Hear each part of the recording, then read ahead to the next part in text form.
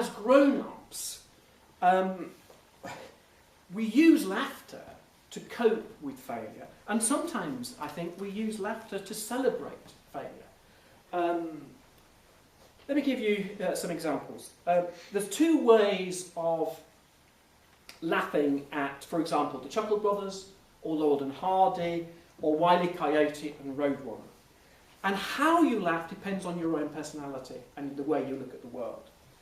The first way of laughing is to see what's happening to Lord and Hardy, or the Chuckle Brothers, or Wile E. Coyote and the Roadrunner, and think, oh God, life's like that, isn't it? Ain't life like that? Something similar happened to me. I dropped something, then, oh, life's like that. And then you laugh, and in a way you're laughing with them. The second way of thinking is, God, they're idiots. I'm glad I'm not an idiot like that. He's a real idiot, but I'm not.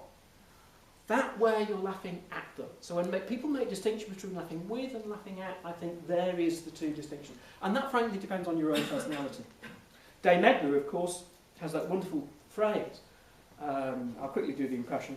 I have a gift. I do. I have a gift, and that is the ability to laugh at the misfortunes of others. And what you have with Dame Edna is cruel comedy. That's really cruel comedy. I have no problem with it, but that is really cruel comedy. Which leads me to another key aspect of comic theory, and that is superiority, or a sense of superiority. Laughter gives you a sense of superiority over the person you are laughing at. And that happens in all sorts of social groupings. And actually it creates a social hierarchy as well. So as I say, you can laugh at Laurel and Hardy and share what's happening with them because it's happened to you, or you just think they're complete idiots. Okay, let's forget Laurel and Hardy, but let's now move that idea of superiority on to look at Irish jokes. Or in Ireland they call them cavemen jokes.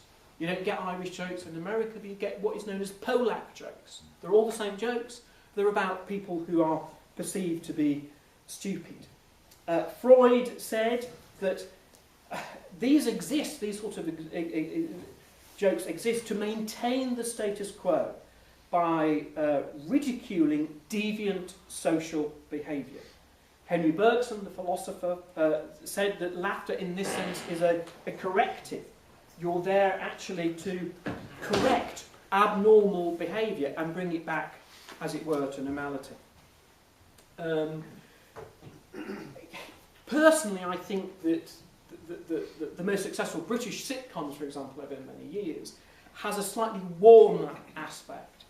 The key is about failure. Most British sitcoms are about failure.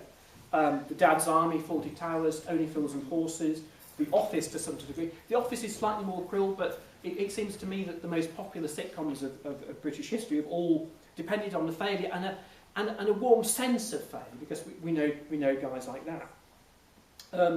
The ultimate comic failure, I think, is in the plays of Samuel Beckett, where the failure is bleak.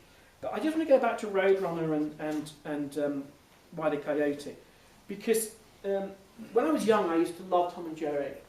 I never really got Wile E. Coyote and Roadrunner. As I've got older, that changed round.